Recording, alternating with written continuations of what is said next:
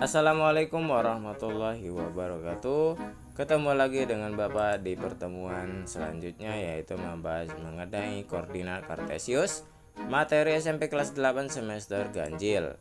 Nah, tempo hari kita sudah belajar mengenai koordinat kartesius, bagaimana bentuknya. Kita lanjutkan pada pertemuan kali ini.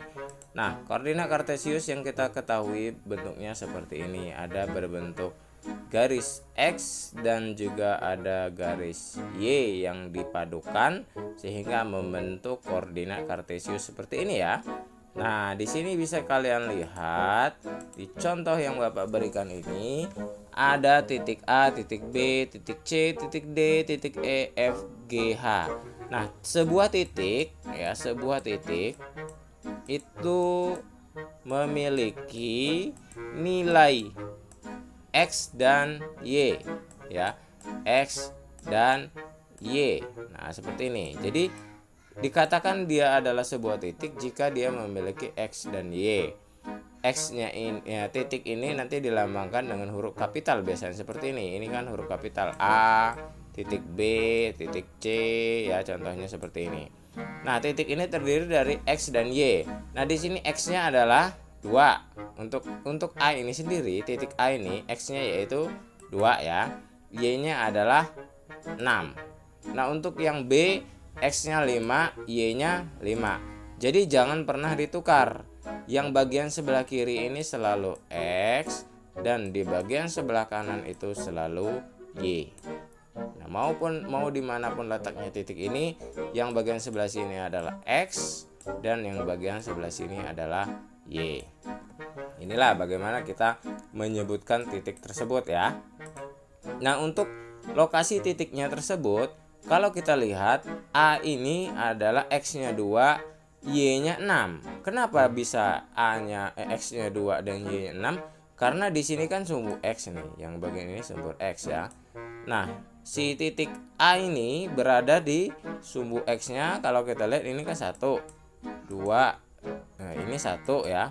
2, 3, 4, 5 dan 6. Berarti Y-nya adalah 6 ya, berada pada Y6 ini. Tapi kalau X-nya dia ada di angka 2. Karena dari sini 1, 2. Nah, sedangkan kalau Y yang mengarah ke atas ini sebanyak 6. 1, 2, 3, 4, 5, 6. Ya, kalau kita ambil garisnya seperti ini.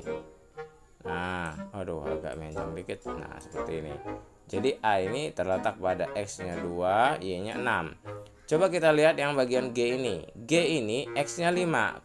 Karena kalau kita hitung dari sini 1, 2, 3, 4, 5. Ya, jadi dia 5. Ini kalau kita buat dalam titik. Kemudian Y-nya min 4. Karena kalau kita lihat dari Y-nya yang mengarah ke bawah, ini min 4. 1, 2, 3, 4. Kalau kita ambil titik-titiknya seperti ini. Nah, lokasi dari titik G ini berada pada 5, min 4. Nah, ingat untuk yang bagian X ya, bagian X itu kalau dia mengarah ke kanan itu nilainya positif ya, positif seperti ini, nilainya positif. Untuk dia mengarah ke bagian kiri itu nilainya akan menjadi negatif. Untuk Y sendiri jika dia mengarah ke atas ya, ini salah, mengarahnya ke atas, mengarah ke atas itu bernilai positif. Nah, dan jika dia mengarah ke arah bawah bernilai negatif. Seperti ini. Bisa kalian lihat. Ini kan 0, titik ini titik pusat namanya, titik 0. Jika dia mengarah ke arah kanan seperti ini, 1, 2, dia 3 sampai 9, 10 dan seterusnya di sini. Itu nilainya pasti positif. Jika dia mengarah ke arah kiri, nilainya selalu negatif. Begitu juga dengan garis Y ini ya, garis Y ini. Jika dia mengarah ke atas, ini nilainya positif. Nah, jika dia mengarah ke bawah, nilainya selalu negatif. Itu harus diperhatikan. Nah, kita lanjutkan. Nah, misal kita akan melihat jarak titik terhadap sumbu X dan sumbu Y ini dalam tabel ini ya. Kita buat dalam bentuk tabel. Seperti contohnya yang A, 2 dan 6 ya. Koordinat titik A berada pada 2 dan 6. X-nya 2, Y-nya 6. Kalau kita lihat jarak ke sumbu X, maksudnya titik ini jaraknya ke sumbu X berapa? Kalau kita hitung 1, 2, 3, 4, 5, 6. Ini hanya sekedar jarak ke sumbu X. Perhatikan kata-kata di sini. Jarak ke sumbu X-nya sama dengan 6 satuan. Sedangkan untuk yang Y, jarak ke sumbu Y dari titik ini sebanyak 2, 1, 2. Sehingga bisa kita tulis di sini 2 satuan. Kalau kita lihat di sini, B ini, lanjut ke nomor 2, B jarak ke sumbu X-nya adalah yang B ini ya. B ini titiknya di sini. Jarak ke sumbu X-nya berarti ke arah sumbu ini sumbu X. 1, 2, 3, 4, 5. Berarti bisa kita tulis di sini 5. Kemudian jaraknya ke sumbu Y 1, 2, 3, 4, 5 juga. Kita tulis 5. Nah, seperti ini. Bisa kalian tulis lanjutkan bahwa ini adalah 3, ini min 4. Seperti ini ya.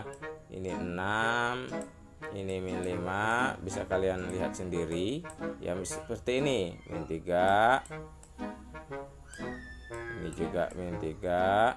Terus di sini F, misalnya yang F ini kalau kita lihat ke sumbu X, ini sumbu X-nya 1, 2, 3, 4, 5, 6 ya, min 6 karena dia negatif atau berada di bawah sini. Kemudian ke sumbu Y 1, 2, 3, 4, 5 karena dia berada di sebelah kiri berarti min 5. Nah, seperti ini. Yang ini juga hasilnya min 4. Bisa kalian coba cari-cari sendiri di rumah ya, dengan latihan kalian. Kemudian ini min 6 dan ini 3. Ini adalah hasil dari pengisian tabel-tabel ini ya. Kita akan lanjutkan materi kita yang selanjutnya, yaitu mengenai kuadran. Jadi di dalam koordinat kartesius itu memiliki yang namanya kuadran. Ada 4 kuadran dalam bidang koordinat tersebut. Kuadran 1 berada di posisi sini, di bagian sebelah sini, wilayah ini. Wilayah bagian sebelah sini ini disebut dengan kuadran 1. Terus sampai sini, pokoknya yang arah di sini dia adalah kuadran milik dari kuadran 1. Sedangkan di bagian sebelah sini ya, di bagian sebelah kiri ini disebut dengan kuadran 2. Ini di wilayah kuadran 2. Coba kita buat warnanya yang berbeda. Ini kuadran 2 yang berwarna kuning. Nih, seperti ini. Nah, untuk kuadran 3 kita pilih warna biru misalnya. Nah, kuadran 3 di sini. Nah, sedangkan untuk kuadran 4 sendiri misalnya yang ini. Nah, jadi kita bedakan dengan warnanya ya. Nah, yang warna pink ini kuadran 1. Jadi wilayah ini disebut wilayah kuadran 1.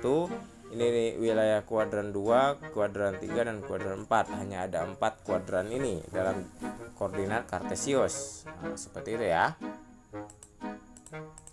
Nah, coba kita lihat dalam bidang kartesius di atas yang ada di sini. Kita hapus dulu biar kelihatan.